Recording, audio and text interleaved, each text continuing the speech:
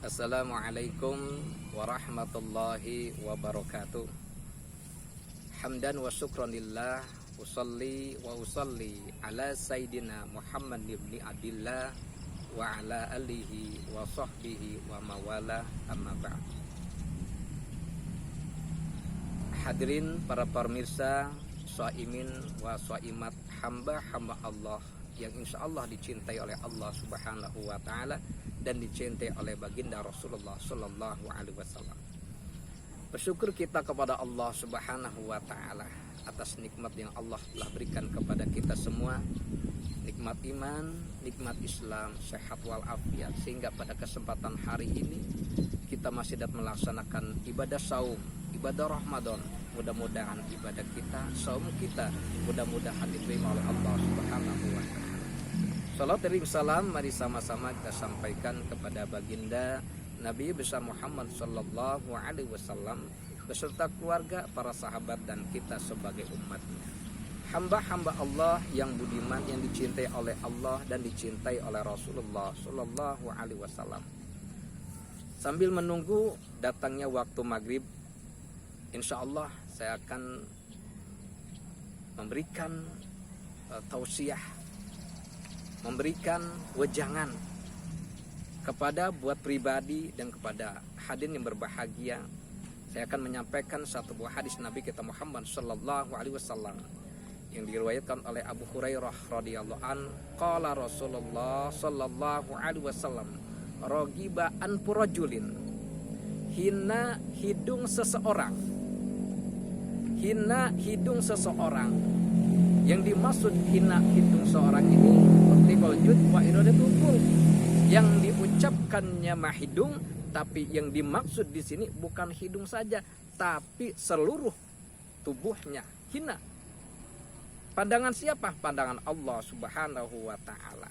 Jadi hina seseorang apabila apa? Yang pertama, apabila dibacakan salawat Nabi kita Muhammad sallallahu alaihi wasallam, disebutkan Nabi kita Muhammad sallallahu alaihi wasallam tapi tidak bersalawat kepada Nabi kita Muhammad sallallahu alaihi wasallam, itu termasuk orang yang hina pandangan Allah Subhanahu wa taala. Jadi ketika ada orang yang mengucapkan Nabi kita Muhammad sallallahu alaihi wasallam dan kita mendengarnya, maka kita diharuskan untuk mengucapkan salawat kepada beliau sallallahu ala Muhammad, Allahumma sholli wa sallim alaihi.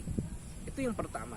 Jadi apabila dia mengetahui ada orang yang menyebut kanjeng Nabi tapi tidak mengucapkan salawat, maka dia termasuk orang yang hina.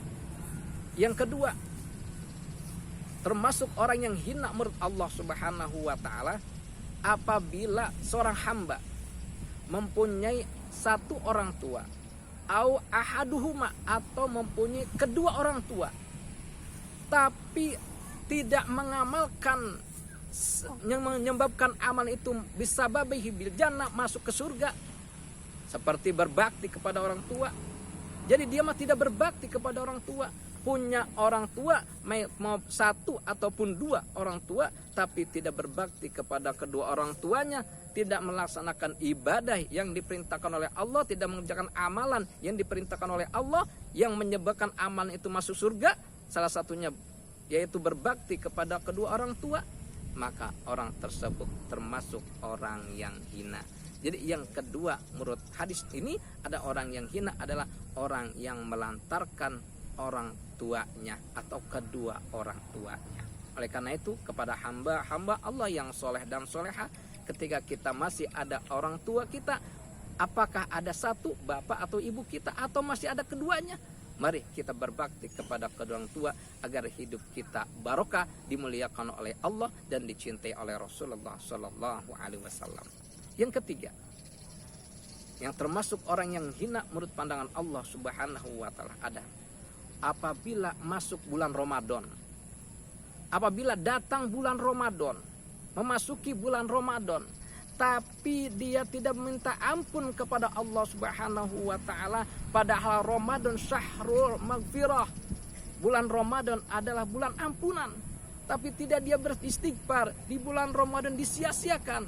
hanya tidur saja, hanya makan saja, hanya puasa saja, tapi tidak beristighfar, mohon ampun kepada Allah Subhanahu wa taala, maka orang tersebut termasuk orang yang hina, orang yang rugi apabila tidak memanfaatkan bulan Ramadan ini dengan sebaik-baiknya. Karenanya hamba-hamba Allah yang soleh, hamba-hamba Allah yang budiman, kita diberikan umur, diberikan kesempatan pada tahun ini kita bisa melaksanakan ibadah di bulan Ramadan. Mari kita jadikan Ramadan ini Ramadan yang terakhir, agar semangat ibadah kita perbanyak istighfar.